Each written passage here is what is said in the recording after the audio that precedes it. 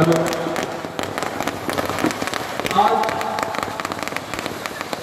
MLA